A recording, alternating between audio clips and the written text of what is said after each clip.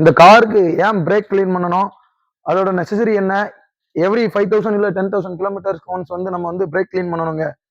அது சிட்டியில் ஓட்டுறோமா, ரூரல் ஏரியாவில் ஓட்டுறோமா, அதுபோல் ஹில்ஸில் ஓட்டுறோமா, அதை டிபெண்ட் பண்ணி நம்ம 5000 இல்லை 10,000 இல்லை 2000 இது எல்லாமே அதை டிபெண்ட் பண்ணி தாங்க இருக்கும். இதை ஏன் கிளீன் பண்ணணும் அப்படின்னு பார்த்துடலாம். அதுக்கு முன்னாடி இந்த காரோட பிரேக்கிங் சிஸ்டம் வந்து எப்படி வேலை செய்யுது அப்படின்னா, பாஸ்கல் லா தாங்க அதுக்கு பேக்ரவுண்டில் இருக்க சயின்ஸ். ஸோ பாஸ்கல் லானா உங்களுக்கு என்னென்னு தெரிஞ்சிருக்கும். ஏதாவது ஒரு ஃப்ளூயிட் வந்து க்ளோஸ்டு கண்டெய்னர்ல இருக்குது அப்படின்னா அதோட எவ்ரி பாயிண்ட்ல ஆக்ட் ஆகக்கூடிய அந்த ப்ரெஷர் மேக்னிடியூட் சேஞ்ச் ஆகாம ஆயிடுச்சு அப்படின்னா, ஸோ அப்போ நான் வந்துடுறேன். அதுக்கு முன்னாடி நம்ம வந்து லாவை டீட்டெயிலாக பார்க்க வேண்டாம், வேலையை பார்த்துருவோம், டைம் இல்லை. இந்த இருக்குது இல்லையா,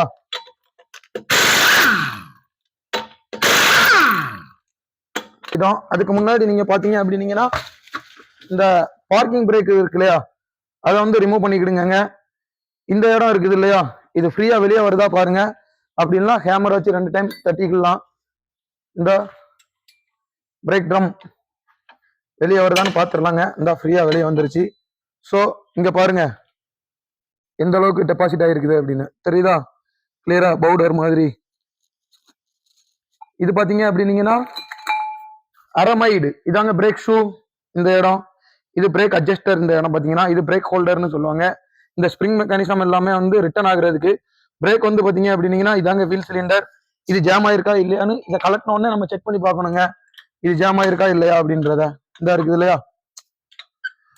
ஸோ இது அப்ளை பண்றப்போ மாஸ்டர் சிலிண்டர்ல இருந்து வரக்கூடிய அந்த ப்ரெஷர்னால இந்த ஹோஸ் பின்னாடி இருக்குது இல்லையா, பிரேக் ஹோஸ், இந்த ஹோஸ் வழியா இந்த வீல் சிலிண்டருக்குள்ள வந்து ஃபில் ஆகுங்க. ஸோ அதனால அந்த 4 பிரேக் ப்ரெஷரில் வந்து ஃப்ளூயிடோட ப்ரெஷரில் இது எக்ஸ்பேண்ட் ஆகும்.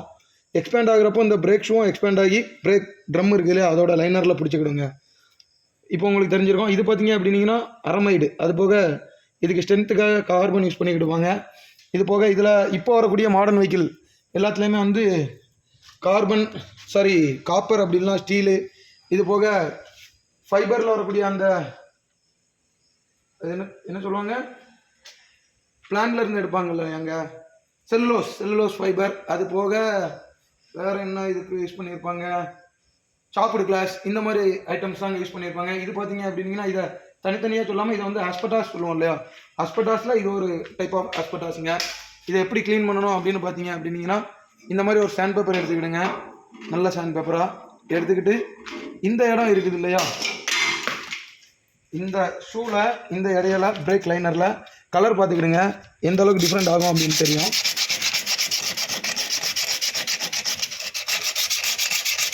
பார்த்தீங்களா, நல்லா ரப் பண்ணுங்க. இந்த மாதிரி அழுத்தி பிடிச்சி நல்லா ரப் பண்ணுங்க. இப்போ நான் ரப் பண்ணதுக்கு முன்னாடி இருந்ததுக்கும் ரப் பண்ணதுக்கு அப்புறமும் உள்ள டிஃப்ரெண்ட் தெரிஞ்சிருக்குதா, என்ன டிஃப்ரெண்ட் அப்படின்னு நல்லா ரப் பண்ணிடுங்க. இது ஏன் இப்படி ரப் பண்ணுதோம் அப்படின்னா, இது ஏன் இப்படி இந்த மாதிரி ஆகுதுன்னா, இந்த பாருங்க லேசாக டஸ்ட் மாதிரி இருக்கா, இதாங்க அந்த பிரேக் வந்து வியர் ஆகுது இல்லை வரக்கூடிய டெப்ரிஸ்ன்னு சொல்லுவாங்க.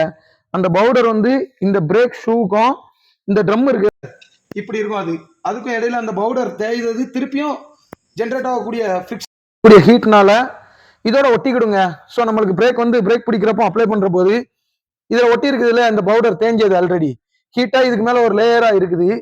ஸோ நம்ம பிரேக் பிடிக்கும்போது வீல் வந்து ஸ்லிப் ஆக ஆரம்பிச்சிருங்க.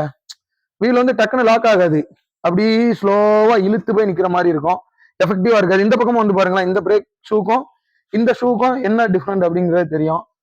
இப்போ அது நல்லா ரப் பண்ணிட்டோமா, இது பாருங்க பிளாக் கலர்ல இருக்கா, நல்லா பாருங்க. இப்போ இது ரப் பண்ணதுக்கு அடுத்து என்ன கலர்ல மாறுறது தெரியும். இந்த நம்ம ரப் பண்ணதுக்கு அப்புறம் என்ன கலர்ல இருக்குன்னு பாருங்க. ரப் பண்ணாத இடம் கீழே பாருங்க என்ன கலர்ல இருக்குதுன்னு. ஸோ இதுதாங்க எதுக்கு ரப் பண்ணதான் இப்போ உங்களுக்கு தெரிஞ்சிருக்கும். அந்த ஹீட்டில் வந்து ஒட்டிக்கிட்டு இருக்கும் இல்லையா இதோட டெப்ரிஸ், அந்த தேஞ்ச பொருள் அதை வந்து நம்ம வந்து ரிமூவ் பண்ணுதாங்க. அதை ரிமூவ் பண்ணாதான் பிரேக் வந்து நல்லா எஃபெக்டிவா இருக்குங்க. இப்போ இதை நல்லா ரப் பண்ணியாச்சு. சேம் இதே மாதிரி லைனர்லயும் இருக்கும் இல்லையா. இப்போ அந்த பக்கம் பாருங்க நல்லா ரப் பண்ணியிருக்கோம், இந்த பக்கமும் நல்லா ரப் பண்ணிட்டோம்.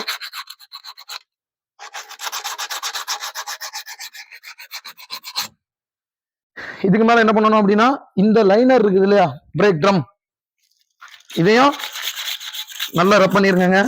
இங்க ரப் பண்ண உங்களுக்கே தெரியும் அந்த பவுடர் மாதிரி வந்துகிட்டு இருக்குதா அடியில, இந்த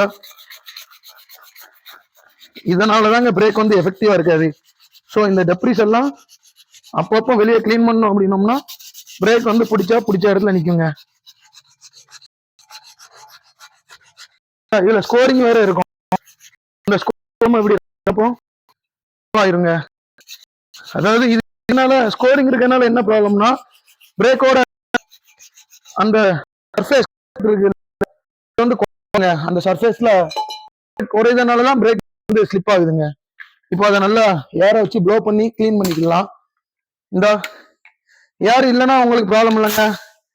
ப்ரஷ் இருக்குல்ல, பெயிண்ட் அடிக்கிற ப்ரஷ், அதை யூஸ் பண்ணிக்கிடுங்க.